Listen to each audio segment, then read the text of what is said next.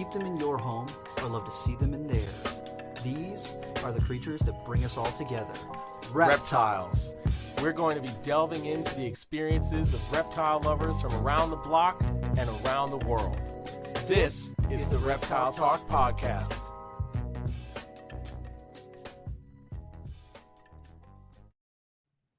Boom. What is going on, everybody? This is Jeremy Turton from Brassman Reptiles. And I'm Rob, and I'm keeping it real. Rob, you're very excited. I'm pumped. I'm super pumped. Oh man. I'll talk about it right now because it's gonna come up later. But want to give a massive shout out to our newest sponsor for the podcast, the Show Me Snake Shows, Mickey and Tamara Meyer, hooking us up. Heck yeah, Rob.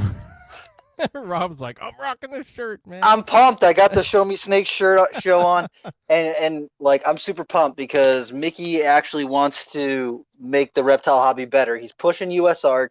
He's pushing having good vendors. He's pushing responsible ownership and teaching the public. That's what I'm about. So I fuck with him. He's cool.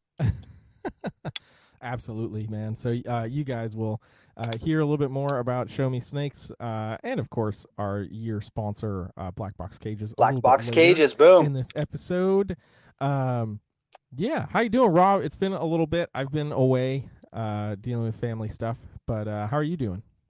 I'm doing pretty good, dude. I started a new job, and I spent a lot of time outside, so I've just been like field herping while I work. And so paid to field herp? What the heck? I mean, that's not exclusively what I'm doing, but I've found like 4 or 5 DK snakes just like out and about while I'm working, and I'm like, yeah, a little bit of snake action that pumps up the day, in February, makes it a little bit less boring. Hell yeah. Heck yeah, dude. That's awesome. All right. So I know people are here not for us, but for our guests, so I don't want to make them wait. But we're super excited. We're talking with another one of our friends from above.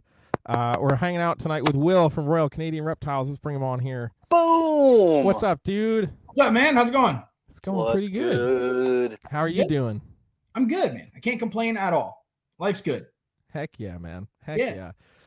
Okay, so before we dive deep into all the stuff that we were talking about before we went live, for anybody who doesn't know you, can you give us the brief synopsis of who you are, what got you into reptiles, that kind of stuff? I mean, that classic story, grew up loving animals, still to this day love animals. Always found reptiles fascinating. Had a ball python as a kid. My dad's a veterinarian, so having snakes was always like super cool. It was no problem there. And basically I went off to college, got rid of the original ball python I had for years, and went off to college, walked past honestly, the pet store I used to walk by had lemurs. It had like a cage with lemurs. That's dope. And I wasn't even going in to look at snakes. I was going to look at lemurs like every day. They're like right at the window. They had this cage, and you could put your hands up, and they'd come up and like touch on your hands and stuff. And I got to know the owner because he saw me every day. And anyways, classic story, ball python in the back, wasn't selling. I was like, I don't have any money, but I'll like take this. And I came in and helped him clean fish tanks and stuff. And he gave me the snake, and I went home and did the classic like ball python. And the first thing that popped up was like, boom, I just Googled ball python images, and it was just like, what the hell? Why doesn't my snake look like that one? That one's way cooler, And here we are. I went to my dad. I had bred some stuff. I went to dad, and dad was just about it as I was, and we kind of went into business together. And still to this day, it's helped me out a ton, get us off the ground. And it's been crazy. I can't believe it's almost 14 years now. Like, it's just like, that's badass, dude. It's wild. Yeah. Hell yeah, dude. So now I want to know what kind of lemurs were in that store. Do you remember? Ringtails? Oh yeah. Heck yeah, dude. Yeah. Well, that Zabumafu type thing. Yeah. Yeah. Yeah, and it was cool. Like, eventually I got to go in and like I fed them like little fruits and stuff, and they were super chill. Like, they were pretty cool. That's awesome. It was cool. I just, every time I leave school, I was on the way home, I walked by that pet store. I was like, I wonder what he got in today. Went in, just checked it out, Started shooting the shit, and Yeah, And it boom. was really like, these lemurs are dope as hell, you know. Yeah. I gotta check. I'm really just here for the lemurs, man. Yeah, pretty much. And then you go over the little reptile section, and they had like iguanas and your typical stuff you see, like stuff that's in the pet stores that probably shouldn't be. But yeah. Anyway, that's no whole nother thing. Heck yeah, man. I dig it. So it all kind of started from there. That's pretty epic, man. Yeah, and it just like, it's been a crazy ride. We went and, Mark Mandick helped us out a lot right out of the get-go. Ralph Davis helped us out a lot right out of the get-go. Heck yeah. Those two guys are pretty well where I built the majority of our collection from. And then, started taking little pieces here and there from other breeders in the States. And this was back way before, like, even like Reptiles Express, where now you can do like imports. They'll handle everything. Right. They'll ship it right to your door. Now this is like, I had to go to the airport, clear customs, back to the thing, clear it, go through Fish and Wildlife and do that the inspections and all that stuff. But all the headaches. Yeah. Yeah, it was a bit of a headache, but I mean, where else were you going to get like a super phantom yellow belly at the time? Like, come on. Like, right. That's true. Okay. So since you brought up Ralph, do you remember your first reaction when you saw that video of the flat line? Yeah, bro. It was what is that? How can I get one? And I actually have I don't know if it's a sibling or like a relative to it. There was a pastel Enchi, and I still have her to this day. She's Posset Clown. I only got like 3 clutches out of her, but there's something else going on there. I don't know if it's like, and Ralph, he's hard to get a hold of now. I sent him an email with pictures, but no response really. Yeah, it's funny. I sent him a message on Facebook the other day because I'd love to talk with Ralph. I haven't talked to Ralph in many years. Right, yeah. So I sent him a message was like, "What's up, man? You probably don't even freaking remember me, but I see you're still doing things. You still got some stuff happening. Like, would love to have you on the podcast." And he totally read it and just left me on red. And I was like, "Oh yeah, yeah." That was like even back in the day. It was like, yeah, just Ralph, I think. But no, he's a great guy, and he helped us out a lot with getting off the ground and access to some really cool stuff early on. And it was just sort of, I mean, he was the king, right? It was just the stuff he was making. I mean, I went back probably like a month ago. I went back and watched his videos from like 2011. And I was like, bro, I'd be happy to hatch any of this still today. Like any of it, like those super phantom combos. I'm like, yo, why is no one fucking with this stuff? Like, this stuff is cool. It They're really wearing all is. these super phantom combos. Everyone's like, no, clown. I'm like, man, I mean, I don't know, man. There's some other stuff here that's really cool. Clown's the most badass recessive gene there is, but you know what I mean? It's like, yeah, I don't know. I think a lot of stuff's been forgotten about. I agree, man. And it was a shame seeing Ralph get out, because he had so much epic shit that was going on. So it's like, man, if he didn't get out, I could only imagine the kind of stuff that RDR would be pumping out right now, and we'd all just be like, okay, so there's no point in doing ball pythons anymore because it's basically just like Ralph and Justin and Ozzy, and then the rest of us are just going to hell. Yeah, I mean, like sometimes it feels that way. Like, but that's how I felt 10 years ago. It was like, oh my god, look what this guy's got. But that's just, it's easy to feel that way. But at the end of the day, like if you put the time. You put the effort and you get the right animals and you start the projects and you have the forethought to do it, you can work your way up the totem pole, really. Yeah. And it's amazing seeing some of the guys that I knew at the start who have amounted, that's such a terrible way to say it, but haven't really they haven't really taken off. They haven't really done much. Yeah. They stayed in that like, oh, I don't want to take any risk. And it was like, that's cool, man. That's totally up to them. But then you see other guys who went the complete opposite direction and they took some risk, and now the stuff they're making, it's like, what the fuck? Like, yeah, dude. Yeah. Even these new guys, people having like, oh, it's my first clutch. I'm like, oh, what's it for? Oh, OD Yellow Belly Dreamsicles. What? Yeah. First clutch? it is crazy, man. I always tell people like, cause I'll get that question like, what's the craziest thing to you when it comes to ball pythons? And I'm like, man, the fact that somebody's first snake can be a coral glow. Yeah. Like that's so affordable. I'm like, dude, I used to look at Nerd's website and see a male coral glow for $65K. Yeah, You know, bro. now you can go buy it at fucking PetSmart for $350. Isn't it wild? Yeah. You know, so And yeah, it's crazy that your entry into this game can be, you know, a mind blowing creation if you're willing to put up a little bit of dough. absolutely, the coral glow thing, man. I almost got into that. Like, it was like I shouldn't say that because I had nowhere near the funds to pick something. Well, like, it was like this like turning point where we were sort of sitting there going like, you know, the coral glows, the GHIs, it was all codom combos, and that was like, or incomplete dominance, I suppose.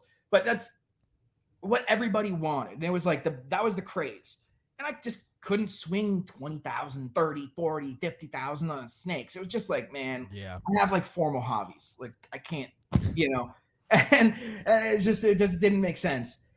So instead, I called Mark and Kim Bell from Reptile Industries, and I bought Pastel DG. And I was just like, as soon as I took it out of the bag, I was like, yo, why is this not like the thing everybody's looking at right now? This is blowing my fucking mind.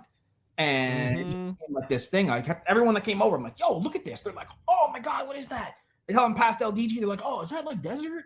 I'm like, no, it's not. Is that desert hypo? No. And now, bro, I can't hatch enough of the things. It's like, probably 30 messages a day. Hey, what do you have for DG? I'm like, bro, that's sold out for like 6 months now. Like, call me in like 3 months. You know, it's insane. It's just wild. But yeah, I just work with what you like, and I mean, everything has its time. You know, prove to people, exactly. Show people what you see in it. You know, everything has potential. Yes, everything has potential, but it's just, you know, it's up to you to unlock that. I can say, oh, it's got potential till I'm blue in the face, but if I just keep making the same shit over and over and over again, and it's not really like new, show people why you're so excited about it, and that's when things kind of take off for you. Yeah, 100%. Rob and I have talked about that when it comes to like Borneo shorttails and blood pythons, because so much of it's like line-based breedings, right? You know? So you know, and they also don't have the greatest reputation, so you have to like get the people just as excited as you are. Yeah, you know? And I guess it's something we don't necessarily think quite as much about for ball pythons, just because they're already a super popular pet. Right. So it's just a matter of getting the right customer on the right day. But when it's a project like that you've been in at, you know, so early in the game, where you're like, oh, you know, it's an awesome looking animal, but I'm going to go back over here to these blue-eyed leucistics and, you know, these lemon blasts and shit, you know, I'm going to stay over here, you know, but to stick with it. And now it's literally like one of the hottest morphs on the market. It's like finally just getting those just desserts, dude. Yeah, it's awesome. And the crazy thing, like when you said about line breeding, right? Like pretty much every other species, line breeding is like what you do, right? It's like you want to make like the darkest blacks or this or that. And then in ball pythons, it's like, what's the next morph? What can we add to this? There's no like, it's not line bred. And I see guys that are doing some line breeding work. I don't mean to like rain on that parade whatsoever, but because it's an important thing, you know, like Barnhart line black pastel, fantastic looking black pastel. And it's the black pastel that I choose to use. But one of the problems with line breeding is like with ball pythons, like, yeah, this black, we made this Enchi look so much more reduced. And it's like, yeah, but I can like breed it to like an OD yellow belly and make it more reduced too. You know what I mean? It's like, there's almost like a point in ball pythons where line breeding becomes like, why? Because there's a new morph every single day, it seems like. And it's just add that more. Where by the time you breed out like 4 or 5 gens of line breeding, like the market's like completely off somewhere. Yeah, exactly. You know? And that's my worry with line breeding ball pythons. Now, technically everyone's line breeding because they're keeping their stock back and their best of their best, and that's you know, sort of line breeding. But if you were to like take an Enchi and be like, okay, I'm going to take this Enchi and then I'm going to breed it into this, and I'm going to keep the best out, and I'm going to just work on Enchi. I wonder how much you'd change that Enchi over 8 years, 10 years. I don't know the answer there. Is it so variable because it's a genetic trait, or is it, you know, like with chondros, right? They're not genes. They're like, they're lines. They're, you know, these parents were funky. Doesn't mean the babies are going to be. Right. But ball pythons like, oh, that had spider in it. Babies will have spider in it. It's like, it's, you know? Yeah, it's definitely a much different way of thinking. Like when I was coming up, I had a lot of ball python stuff, but I was a colubrid guy, like big on Okay. colubrids, and they're another one, like corn snakes was what I focused on a lot with. And, plenty of morphs of corn snakes, but there was also a lot of attention to the line breeding. But Sure. you're almost forced into that sort of, because while there were a handful of recessive mutations, like that's all we had. And there Right. weren't very many new things popping up. So it was just like, how can I take this anery and make it the nicest anery possible? Right. Or like Rob, when we were at Daytona and we looked at Lee Abbott's Oh Extreme my Coral, Lanta! just these. So it's basically just like a ghost corn, so a hypoanery, Yeah. right? That they started to express a little bit of pink pigment. A little iridophore was starting Okay, to cool. bleed through.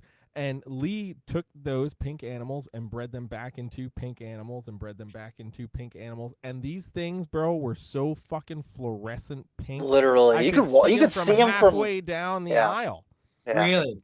Dude, I was like, I don't know how you melted a starburst onto your fucking corn snake, dude, but I want them all. Like, I fucking want them all, dude. And I'm sure that's possible with ball pythons. Yeah. I'm sure it is. It's got to be, right? It's possible with everything else. So why not with ball pythons? I don't want to be the guy to do it. Yeah. I'm Which gonna is, keep which up is with the- fair. Yeah, I'm gonna get I tons of respect to the guys that do it, and I will happily buy into that project.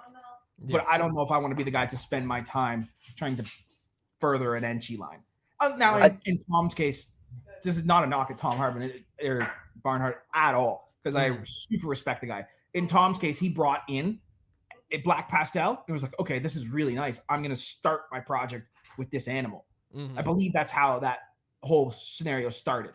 And so my hat's off to him. Like, look at those things, man. I have Barnhart black pastel clowns and a black pastel clowns. And I'm like, yo, You can dude, these see look the like different difference. snakes. Yeah. Yeah, these are different things, And so, yeah. So, yeah, I don't know, man. I respect the line breeding thing. Yeah. I'm just a morph guy. Yeah. I love I think what makes me so excited about ball pythons is okay, if I pair these two snakes together and I hit one of these, that will be het for this. And then I take that and it can go back into this. And like the logistics of It's always breeding forward and thinking. catching one of these and then putting it over here, and that works with this. These projects tie together. That's really like the challenge and the excitement for me, because breeding ball pythons is not that difficult. Right. That's exactly it. When you start to get to the people that they're working larger scale, Right. there's a lot of similarity in that mentality where it's like breeding these animals is not a challenge, but thinking logistically and planning ahead to be like, hey, I want to breed these two snakes to get this, so that in 2 years I can breed it to that and get it to this, Right. and then go from there. So you can never rest. There's Right. always some forward momentum. You're always in just that. like, I spend hours. I go and I sit in my room, and I put a chair in the room, and I kick my feet up on the rack and lean Just back in the chair and like look up at the wall. Yes, I do I the just same kind shit. of like, okay, how would that tie into that? Okay, no, that won't work. This male, if I hit one of these, then that could work. I just brainstorm for hours. Yeah. And I still do that 14 years later. That's the fun part. 100%, dude. Yeah, that was me going into this year's breeding season. It was like just staring at a rack for multiple hours. I'm like, all right, what the fuck am I doing? Where do I start? Yeah, what the fuck am I doing? Yeah, no, it's I really enjoy that aspect of the ball pythons. Heck yeah. Yeah, man, 100%. And I think when it comes to like just to touch back on the line breeding thing for a second, like trying to explain to people what that's like, so as you're saying, you use the Barnhart black pastels because what they look like, and it overall seems like a better quality black pastel. I always try to explain to people, like, we understand genetics in its most basic sense. Oh yeah, absolutely. You know what I mean? Like, we've talked, Rob and we've talked with Steve Tillis, who will like break everything down to like the most minuscule molecular level, and you're like, holy fuck, I need to go back to school. But but the way I try to explain to people is like, each genetic trait is a light switch. Yeah. Right, and it's either on or off. But that light switch is comprised of millions of other light switches. Yes, exactly. So yeah, so so you get, okay, the gene is on, but maybe there's one element of that part of the switch that's not on. You know, and that's what separates your black pastels from the Barnhart black pastels. Sure. You know, it's just an extra element that's been plugged into that light switch. And the other thing is that, like, two different lines of something, you know, they can be used. Like, that's why I'm always like really skeptical of people that are like, oh, this line's better than that line. Better for what? What are you trying to do with it? Are you trying to design a combo and like, okay, this line will allow me to throw darker blacks into this snake, and that's the direction I'm trying to go with this specific combo that I'm picturing in my head. But this line's going to give me nice oranges and nice yellows, and that's going to work really well for a combo over here. So better, worse, it's so like, sure, better what? You know, it's funny. I was listening to a podcast you did. I think it was with MJ. Or something, and you were talking about like the early days of like the forums, everybody on the forums, and how it was all just like everybody shitting on everybody else. Oh yeah, to just make their project ahead. And I remember those days quite well. And yeah, it's like, okay, it's worse than this, but for what reason? Like, how can you compare two things? Especially like if you were to talk about something like GHI and banana or something like that. Like, exactly. You can't compare those two because they do totally different things. What? Like, they're different. You know, it makes no sense. Oh, my project's better. I guess if you want to make bubblegum looking snakes, you want to make dark snakes, banana's not doing shit for you, you know? Yeah. It's so it's just like I don't know. I think everyone gets into this like, you know, I think everyone just take a step back and like look at what the animal is. It's like, okay, this one's dark. This will work well in dark combos. This one's bright. Probably a great addition for bright combos. Maybe we put the fuckers together and see what happens there. You know, it's I mean, there's so much we don't understand. And you know, like that analogy of like the gene's a light switch, but there's a million other light switches. Well, how do we figure out how to turn 50% of those other light switches on? Or the other 50% on? Like it's there's also a ton of like randomness to it too, right? It's just polymorphism. Like, yes. That is a word that most people in the ball python industry don't know or understand. and it drives me nuts because, I mean, I'm sure you deal with it too. You get that person that sends you a message with a picture of their pastel, and they're like, I don't know, man, it looks like a really weird pastel. You think there's something else going on in there? It's like, no, dude. It's just it hatched out of the egg at 60 degrees off to the right, and that made this flame bigger than the other one. Or I don't know, maybe it's gonna maybe you rolled the egg or something there. Yeah, you definitely got something there. Hold everything back, breed it all back together, hold all those back, you know, run with that. Yeah. You know, like, I don't know, man. If you see something, breed it, bro. That's really what it comes down to. Pretty much. Yeah. It's funny because you know, when I was growing up, coming up into ball pythons, like Kevin at Nerd was one of my go-to people, you know, and he's Mr. Attention to detail for everything. And I remember asking him about like hidden gene woma and how to tell the difference between a hidden gene woma with granite and a hidden gene woma without granite, because now nobody really identifies granite much anymore, but there is a marker. But that first mention, he was like, look at that dot right there. And I was like, you're out of your fucking mind. Right? Yeah. I'll tell you, bro, like, coming into this, like, it was like the Ralph and Kevin and like Rafi were doing the videos at Kevin's and stuff. Yep.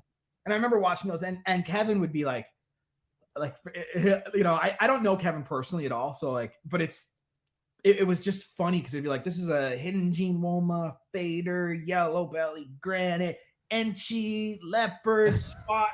Like, how the fuck are you seeing this shit, man? Like, I was just looking at it like, that thing's like patternless. How the fuck is it on, you know? And I'm looking at my snakes going like, how does he see that? Like, looking at it like, oh, there's fader in that. But you know, the guy's definitely got an eye for detail, or he wouldn't be where he is. Yeah, for sure. I always laugh because you know, we talk about these people that are like, oh, you know, there's something a little different with my snake, and it's like Kevin built Nerd on that entire thought process. So don't give up on your extra dots, people. Right? Exactly, yeah. No, it's crazy. Oh my gosh. And then there's stuff that actually is something. Right? Then there's the ones that I'm like, I've had people send those too, where they're like, does this look like something that's hatched out of a pastel to an Enchi? I'm like, okay, you got something there. Mm-hmm. Yeah, Or when something it's happened so in different that incubation, you're or like, something's weird. yeah, it's so different where you're like, okay, that could be polygenics, but it actually looks like maybe something got unlocked somewhere. Right. Yeah. Yeah. Yeah, 100%. And I mean, we start to see that. I think we're going to start to see that more frequently. The more things we just start breeding to each other. I mean, look at like leopard essentially sneaking its way out of pied stuff. Okay, so how do you guys feel about the idea of spontaneous mutation? So all of these genes, like one day, Mm-hmm. like an albino just hatched. Mm-hmm. You know, were those parents albino, or did that gene mutate in the egg, and that albino stemmed the rest of the albinos? Where did all these genes come from? They have to mutate somehow, right? They're mutations. Yeah. And so now that ball pythons are being bred on such a giant scale, it's bound to be happening in your incubator. Are people going to just all of a sudden like, wait, what the fuck is this thing? This doesn't make any sense. They breed it. They're breeding it back to the parents, not making them again. But they breed it to something else, and don't, like, you know what I mean? Like the mom is not het. The baby is a visual. How did that happen? Well, it was a spontaneous mutation in the egg. It's I don't know. I don't know. Maybe is that a thing? I mean, how did banana come to be? Right. I could certainly see it happening. I mean, in like, look at incomplete dominance. All of a sudden, there was a banana. Right. And it's like it's one of those things where it's like it has to exist somewhere on that allele, but what makes it actually click and become, turn that light switch on? Yeah, exactly. Right. That's exactly. So how does that work? You know, exactly. and will that start happening in incubators? Dude, just roll your eggs. That's it. Yeah. Put them in the old school Hovabator with the chicken egg rotator, and you'll get some weird shit, guaranteed. Yeah. Yeah. Put a bit of rotisserie, just oh, my Lanta. Yeah. Look at every ball python breeder in the chat right now is like, what the fuck is going on? That's how he's been making those. Yeah, right. Yeah, no, that's what made Spider wobble. Just saying. Yeah. But it's just like that, you know. How does that work? It's all of a sudden there was a phantom. All of a sudden there's a blackhead, a banana, a GHI, a spot nose. Go on and on and on and on. And they came from somewhere. They don't just naturally, well, they naturally occur, but they mutated somehow. Right. And I just wonder, is weird anomalies and stuff like that, is that potentially what's going on? I don't have the answer. Someone way smarter than me has to answer that question. I just think of this idea. Yeah. No, 100%, man. 100%. It's got to be possible. Thinking on genetics in a more advanced, like, again, like most people don't do that because we're so standardized in the Mendelian genetic of like, okay, this is a Mojave. I breed this to a normal. I'm going to get normals and Mojaves. This is albino. I breed it to a het. I make albinos and hets. And like, right. That's it. So to start having the conversations about like polygenics, spontaneous genetic mutation, like these are important to start thinking about, and it's just taking genetics to the next level. The downfall becomes when you get the people who are just like, this sounds like biology class, and like turn off. What do you think you're doing in your basement? Like pretty much, you're breeding genes, and like that's the fun of it, right? Yeah, I love that like brainstorm. Like, okay, hang on, think about that. How the fuck did a banana just all of a sudden pop up? Not only just pop up, is like sex linked. Only gene that we can think of that like males produce males, females produce male. Like, it's like, what the fuck? How does that happen? Yeah. Nature's a crazy fucking thing. And, that's just, yeah. The sex linkage of the banana coral glow stuff. I mean, like that was one of the most like mind blowing super absurd moments, what the hell, and to me, I mean, obviously now 90% of what we see is all males. It's just coming from male makers, and because now nobody keeps track of the generations, But I mean, that's crazy to freaking think about. It is. It's this crazy ass mutation now. The only one like it. Yeah, exactly. Nothing else touches that. And the most impactful gene in the last 10 years, for sure. You know, like that gene, like all of it, when Banana came out, everybody was just like, what the fuck is that? We've never seen this before. Yeah. And then now it's still a commonplace gene. It's still a commonplace gene in every collection. Yeah. 100%. You know, that was just and then males, a male bred to another female makes males.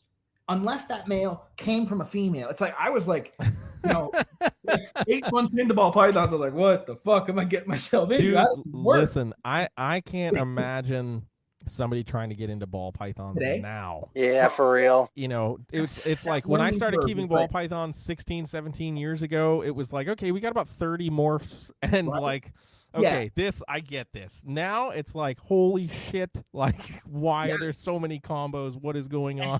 Man, it's gonna get like, I can handle like the doubles, like how to make triples, how to best attack a triple recessive project. You start to get into like quads, stuff like that. It starts to become like, I have to stop for a second and go like, hang on, this is a double visual double head. This is here's my outcomes, here's the odds, and I'm just like, holy fuck, this is getting crazy. Yeah. Then you add allelic shit into the mix too, you know, Candino, Kryptons, all that stuff, and it's just it's an extra level.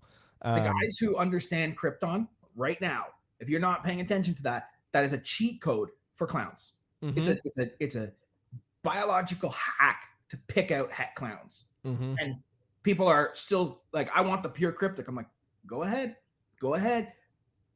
Working with the Krypton allows you to pop that into, like, all of a sudden it's acting like a visual clown. I'm able to pick, like, if I take a Krypton, breed it into one of my combo het clowns, not only do I now have those genes that were in the clown, which is a much more developed project, pulled over into the cryptic project, but I can now, normally I'd have a 1 in 4 shot.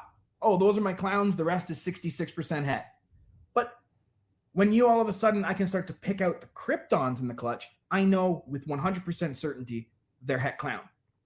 And now I can start to use that to your advantage, especially when you start having other recessives on top of there, like a hypo Krypton. Okay, that really starts to really become advantageous to, okay, I can start picking out those het clowns that are het hypo. You know, it's a cheat code, man, and no one's really paying attention to it. Yeah, that was I think that was one of the was it next to the Candino, Toffino stuff. I mean, there's not much in the world of allelic recessives. So when that got stumbled upon, I will never forget the conversation I had with Kevin, because a lot of people don't realize that the cryptic started with Kevin. Yep. And he was disappointed in the project and just kind of let the project go because he assumed it was going to be an incomplete dominant mutation. The way it looked, he figured it was going to be something. You could make that argument, yeah. Yeah, you know, and so he kind of like was like, you know, it's not doing what I expected it to do, and let it go. And I think most of it ended up in the hands of the Bells. Yeah. You know, that's so I stumbled on it because I originally got the Desert Ghost stuff from the Bells, and before we had even figured it out, I was calling them faux clowns. Like, if you go back in these are faux clowns. I didn't know what they were. Yeah. And because I was breeding clowns to my Desert Ghost, trying to make double hets, and I kept making these, like, what the fuck? That's not a pastel leopard. You know, and I was making these things, and I'm like, people are coming over, like, yeah, it's just a weird pastel. I'm like, dude, if you think that's a pastel leopard, no, there's something else. Just stop. You know, and I had been growing them up, and then all of a sudden, sort of like my conversations with Santiago and Justin and Billy and all the guys who had sort of been making them, sort of came together and sort of like, maybe this is allelic. And I wasn't the one who thought that it was allelic. I believe that was a conversation that happened between Justin, Santiago, and Tom Harbin. I believe I could be wrong. Don't quote me on that. But I believe they figured they sort of brainstormed it all together and figured that out. And then the news broke, and I was like, aha. Yep. That's why I can fucking make them. Like, that's why I keep making them. Yep. Yeah, when I told Kev, Kev was by the piranha tank in the pet store, and I was like, dude, you're never gonna get this. And he's like, what? And I was like, you know that project, the cryptic project? He's like, yeah. He's like, oh, it didn't do anything. And I was like, guess what, buddy? It's allelic to clown. And he lost his freaking mind. He was like, what? I got rid of all this. I should have been breeding. God damn, I was so disappointed. I just fucking let it go. Then next thing you know, he's got like every clown visual thing in the building going to the last couple of cryptics and cryptics that he had floating around. Yeah. It was, it was crazy. He's like, I never would have thought about it. It was like, I was watching him by accident, and because my desert ghost was a het, I couldn't see it. So it was like I was breeding clowns to a desert ghost. And I'm like, I don't know. There's something in. At first, I thought there's something in my clown. I was like, it's got to be the clown. This is just a desert ghost. It doesn't look like anything, but it was some crazy clown combo. So I was like, wow, there's got to be some sort of variability going on there. And it turned out it was the female that was doing that was making all that. And then I started to be able to backtrace. Oh, hang on. She's het. That means she's paw set, and she's paw set, and she's paw. And we're slowly been proving those out. Yep. Yeah. 100%. Okay. I want to point out this comment just because it's super important with everything that's going on right now. This is Mike over at Mike's Monitors. Donated one of his hatchling coming out to the U.S. ARC auction in Arlington, and it brought in $1,300. That's awesome, dude. Amazing. So yeah, hopefully everybody that's here in the chat and is listening is aware of what's going on here in the U.S. with the proposed Lacey Act amendments in the America Competes Act of 2022. Shameless plug for it because it's happening. If you want to check it out, on the 17th of this month, I'll be doing a live stream on Instagram with Phil Goss, Brian Barczyk, and Mason Barnes, and we're just going to be talking about everything that's going on. Phil and Dave Kaufman and Ryan and Erica McVeigh did a great live stream here on YouTube talking about it and got some great info out there, and they raised quite a bit of money for USARC with the super chats and everything, and that was epic. All right, before we continue, I'm going to run our ad break really quick. We'll come back in about 2 minutes. Black Box Cages, located in Buford, Georgia, is your one-stop shop for all of your caging and rack needs. Owners Jen and Clint are at the helm of this fantastic company. With one of the shortest lead times in cage and rack manufacturing, Black Box can satisfy anyone's needs, from baby racks to V70s, arboreal and terrestrial caging to deep-fronted bioactive enclosures. You can find everything you need right here. New enclosure sizes and products are added frequently to their availability, so be sure to check back often. Black Box Cages have tons of customizing options for lighting and heating. Along with that, cages and racks can be stacked with metal stacking dowels, and all cage joints are dadoed for improved durability and stability. Most cage units are flat packed, but are pre-assembled prior to shipping to ensure a solid build every time.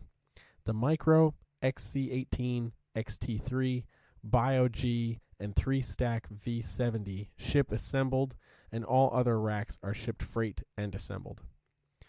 The XR16 and XR20 model racks allow keepers to mix and match tubs.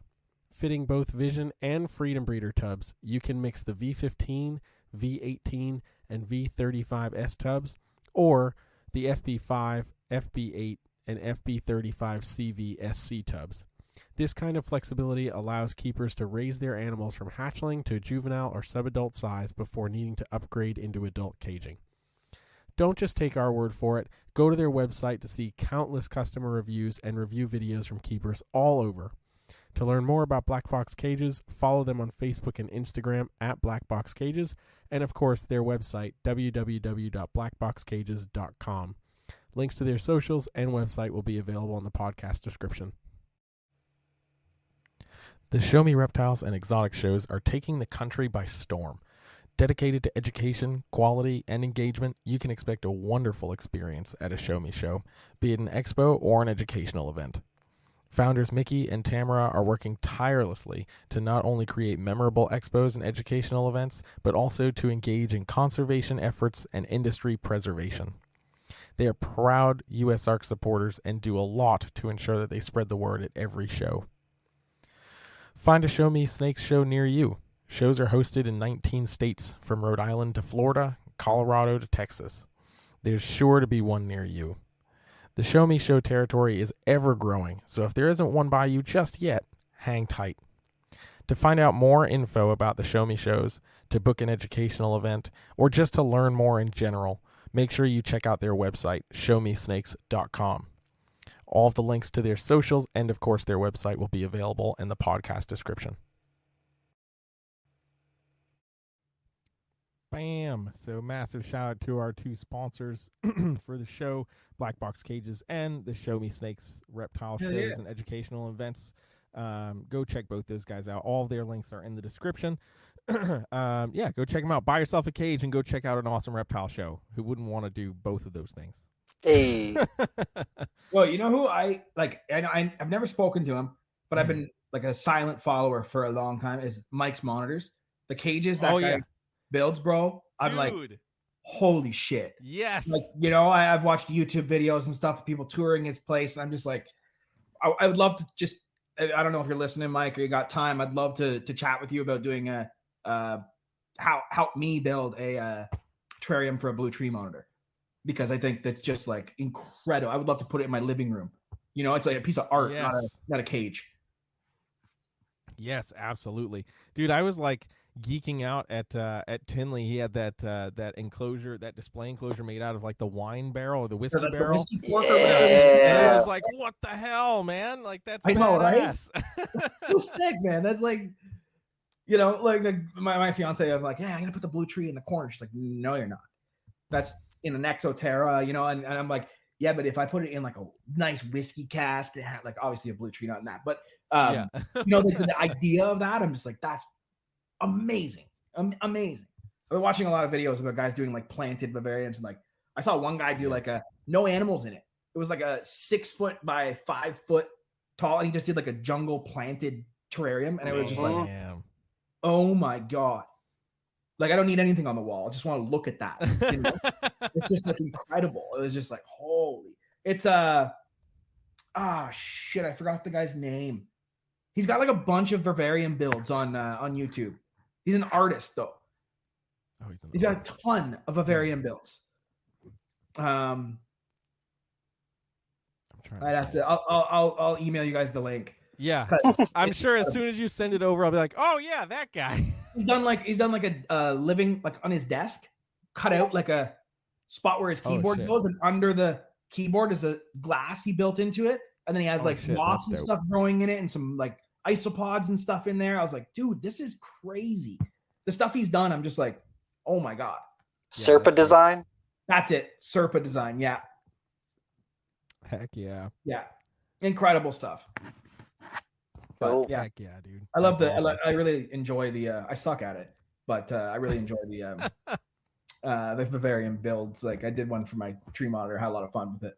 Heck yeah. So I mean that's kind of the perfect segue. I know we've been talking about ball pythons, and I know everybody here enjoys ball python talk, but you don't just keep ball pythons. I don't know. I mean, I do. Like that's what I breed. You know? Right. Everything else I just look at because I don't know how to breed the shit. But yeah, no, I have some Trimarchon. I got some yellowtails and some Mexican rubidus, and then a green tree and a blue tree. And heck yeah. I mean, this is the ball python side of me. I'm like, yo, can you breed a green tree and a blue tree monitor together? I know a monitor guys. Look at Rob's face. Is like, see, you know what I mean? Yeah, like, why would you even say that, right? I know that's the original. I know that's the original thing, but like, imagine we made like a purple one, bro. Come on. Look, I'm gonna get. It would be purple. I'm gonna get a message from Rob. Just fucking ball python guys. Get no more. Yeah, no more ball python guys on the podcast. Sorry. So it's not for me.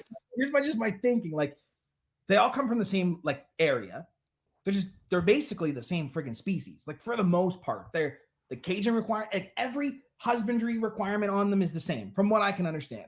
I'm no expert with tree monitors. I actually really suck at keeping them. But I just like to think of these things. Like, what if you bred a black and a blue? What do you make, like, you know, an in between? They've already done it. They have? Yeah, they're ugly. What do you look They're like? fucking abominations. They look like an ugly black. Like I don't know what to tell you. Rob, that's racist. Okay. Damn. Well, I'm glad someone did it because like you have to try these things, right? No, you don't. No, you don't. Okay. Oh If god. I see you, it's fight on site, bro. It's fight on site.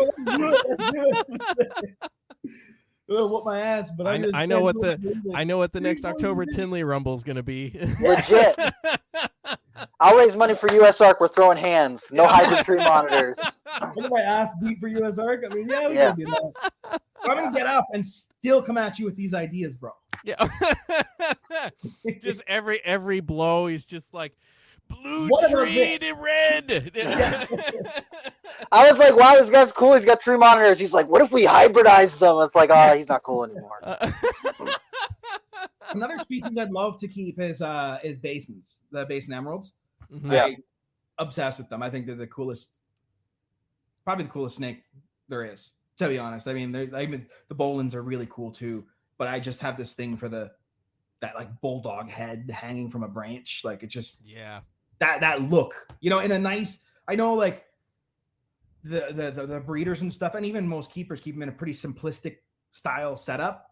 Mm-hmm. But I would love to see one in a nice planted tank and like just as a pet. I don't want to breed the thing. I don't really want to breed. I just want to like observe it because they're just gorgeous. They're just unbelievably pretty. I don't want to handle the thing because I'm going to get lit up. But basins are actually pretty chill. I've handled a lot of basins. I've only come close to getting bit like twice. Once when I was sexing on, and then once when Lucas was holding. I've heard they're a lot more chill than northerns. They're real chill. They're super chill. Like I literally would just open up the cage at Nerd, and I could just stick my hand in and just pat them on the head. They don't care. Really? That's so cool. Yeah. Yeah. Don't do that with northerns, but don't basins do that you with can northerns. do that. Yeah. No. Yeah. Basins is chill though. They're incredible. They're incredible looking animals. So, yeah, they really are. And if you do get them in a nice badass setup like that, where it really is naturalistic, I mean, it's cool. We had it was a northern. I'm pretty sure, or maybe it was a basin that one that ended up in the education room. Those are northerns. Those are northerns. Yeah. Okay. Yeah. I couldn't remember. I just remembered it was an emerald tree bow. I just didn't remember which one. But it was all planted out and branches and everything in there. And going into that room and seeing that thing just kind of set on there, perched around all that greenery and everything, you're like, that just looks dope. Yeah, I think Julia planted that tank. It came out really cool. It really did come out awesome. Yeah. No, it's a very, very cool. Heck yeah. Have you seen the basin hybrids? Huh? So here's the deal. That's one of the few hybrids that actually came out decent looking is the basin northern hybrids because they created those crazy snowflake things. Oh, is that what those are? Yeah. Those are hybrids. Okay, I did not know that. I thought they were just like line bred basins. I've seen some cool hybrids, man. I'm not gonna lie. Look, Will. I'm just. They all tell look you, the same while they're going down King Cobra's throats. They all look the same while they're getting. They got to eat too, I have no. They do, yeah. That's true. Will, I was gonna say, as long as you don't say anything about blood or short tail hybrids, because if you start saying shit about blood or short tail hybrids, I'll log off right now. I'll log off right now. Yeah. I mean, I don't know, man. Like, I will log off right fucking now. I saw what it was. I think it was like a Woma. No, it wasn't a Woma. And might have been a Woma. But somebody up in Canada made them. I saw them at the show. And then like all the genes passed over from ball pythons. I was like, what the fuck? Yeah. Oh yeah. I gotta say, like, I do not own a hybrid. I've never bred a hybrid. I've never done any of that stuff. I kind of say it tongue in cheek because every time I mention it, even my dad's like, what the fuck's wrong with you? Like, why do you say that? I'm like, well, it'd be cool. He's like, no. But the genes passing over, I was like, whoa! Like I gotta say, they looked cooler than all the ball pythons on the table. Yeah, that is the one thing when it comes to a hybrid, any hybrid that's been used with ball pythons is it never seems like anybody uses a morph. Or they throw like a pastel or a normal or something, and it's like, okay, like cool, we already know what it looks like, but yeah, do a banana, do a spider or something, right? And yeah, somebody did like the Super Ball hybrid, but they used a bumblebee. Yeah, they did. I saw those, and I was like, okay, I'm not a fan of that hybrid, but that does really look badass. And it looks different. Hybrid's viable. Yes. Right. Most of them. Well, depends on what it is, but yeah, a lot of them are. So, in theory, you could take ball python genes, move them over into bloods, and then breed it into the blood, like breed blood back to blood. I can see you're getting on Rob's edge of logging I'm off. joking, bro. I'm joking. But just the genetic concept of that is very cool. I'm not doing it. I don't recommend people do it, but it's cool that it's possible. That's amazing. Does he know that there are piebald blood pythons? Like, there's lots of cool blood python morphs. You don't have to like bastardize them with some shit that doesn't belong in there. But it's true. The pied bloods are badass. If you haven't seen those, Will, you should fucking take a look at those. I have seen some. John Dyer, I believe, has one. Oh yes, yeah. You're right. Balthazar, yeah. Mm-hmm. I believe he has one. So I keep my eye on that kind of stuff too. You know, I'm not completely ball python. Look, so now, Rob, you know what we're gonna hear if we ever have if you ever let me have Will back on now, because it's gonna be, what do you think about breeding a pied ball python to a pied blood python? You think they're compatible pied? Yeah, let's take a $25,000 albino or piebald blood python and breed it to $100 fucking pied ball python. Sweet, let's do it. And then we could charge $5 million on it because people don't give a fuck about the actual snakes. They just care about the money. Not before you take that hybrid and breed it to a pied berm. They might as well. They might as fucking well. I mean, that's... I would be interested to know if it lined up the same. On the same allele? Just do genetic testing. Just test it. Yeah, but that takes time and money. I'm talking about just breeding the damn things. You're like passionate about not doing it, eh? Yeah, I'm just neutral. I'm like, if you have the snakes, you choose to do it, that's your choice. I got a big block list on Facebook from people who said they're going to hybridize snakes, so I don't ever sell my snakes to them. Fair enough. Yeah, Rob is very much against it. Yep. All of them? 99% of them. So what's the exception? Why is that exception not in that? Why is it not 100%? It's the naturally occurring hybrid. There are some that are naturally occurring, like the Amazon Emerald hybrid has been documented from wild animals a bunch of times. Even then, a lot of them don't survive well. I've been watching. I think it's Warren Booth has got a hybrid one that came in, and he's been growing it because I've talked to 3 different people who have had hybrid Amazon Emeralds, and every single one of them are like, they look badass, but you have to like limp them along because they don't shed right, they don't grow right, they don't breed. And it's like, okay, well, besides them looking interesting, they're not like, they just live this tortured existence. So what the fuck is the point? And then like a lot of the people who do Dayton is the one who's got one too. Yep. But a lot of people who are like, well, hybrids are fine. It's like, if you look at most of the hybrids, they're not fine. Like there's lots of issues with them. Issues, It's just from the perspective where I have like absolutely zero information on how those hybrids do. How like I don't know anybody who breeds them. I guess I know one guy who made some, but I come from the perspective of just like I see the picture of the animal. I'm like, man, that's cool, you know. And you even have to admit that like those genes passing over, that's interesting as hell. You know, the fact that they exist at all in their species that they belong in is cool as hell, right? No, let's just not appreciate it. Just take it all for granted. Appreciate it though, or else you wouldn't be doing it, right? No, I feel you. I'm getting a lot of enjoyment out of this. I'm just saying. We can go on Reptile Fight Club and we'll just fight about it. I got a lot of shit to say. Yeah, that's good, man. It's all good, man. Oh, that's funny. I see. So I come from a place of like, I'm not super big on hybrids. I don't necessarily fall one way or the other. The biggest issue that I ever have with hybrids is honestly usually falls on the colubrid hybrid projects, because a lot of them will end up looking more like one species or the other, depending on what's going on, and then those animals end up getting mislabeled constantly, and sold or misrepresented. Or Yep. misrepresented, yeah. And then they're sold as one thing, they get plugged in somewhere, and then you just get this muddying up of those waters, that ordinarily wouldn't happen just because they weren't identified correctly. Right. So Okay. that's when I have the issue, and like I said, that usually ends up pertaining more to the colubrid side of it than the python and boa side of it. Borneos and Bloods, man. They're the same thing, right, Rob? If you've got 3.5 brain cells, sure, yeah. Today's just been irritate Rob day on the podcast. It must be. I'm here for it. I didn't know it was a full moon out tonight. Like, fuck. Man, I didn't know it was that. Like, Dude, it's gonna be no more ball python guys, no more Canadians, no more. No. I know some cool Canadians. Come on now. But no more ball python people. that's fair.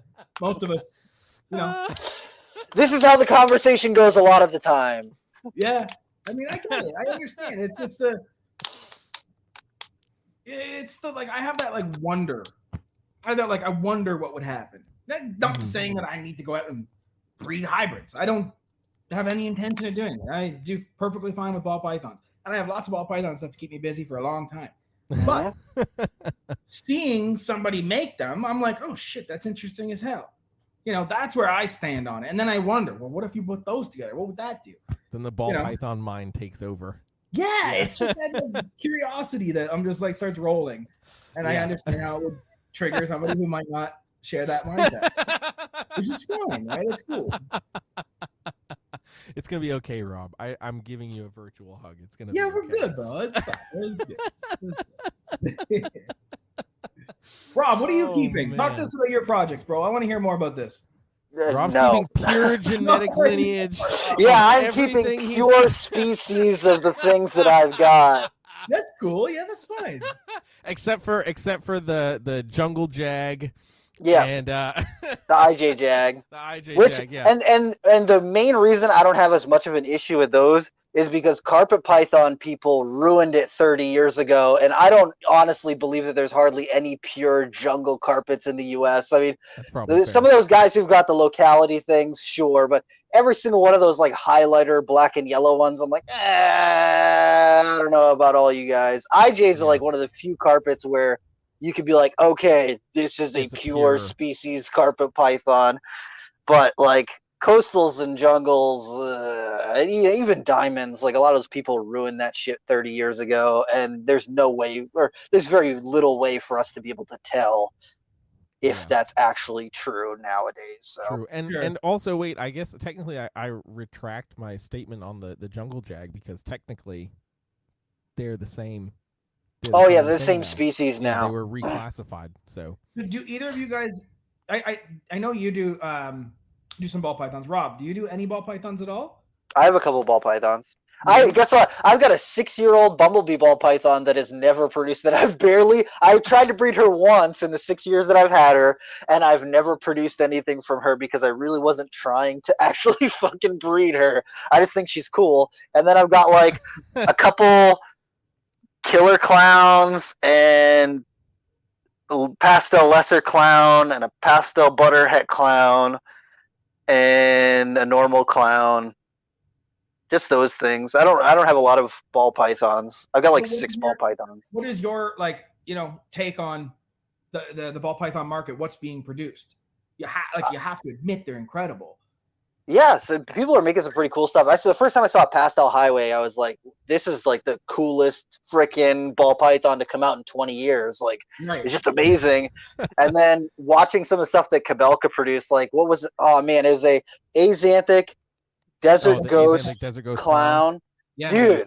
That thing is bonkers, and it hasn't even grown, so the Desert Ghost really gets to show itself off yet. So it's just like, when I saw that thing, I lost my mind. I was like, this is the coolest ball python ever. Like, it's literally the coolest ball python I've seen, like, period. Yeah. So like, that stuff's just interesting to me. But like, did you see the DG clown pied that he just showed off? No, that I've not seen it yet. That looks pretty It's gonna sweet. look wicked as an adult. Yeah, 100%. I'll have to go after and look at that. I I don't know. yeah.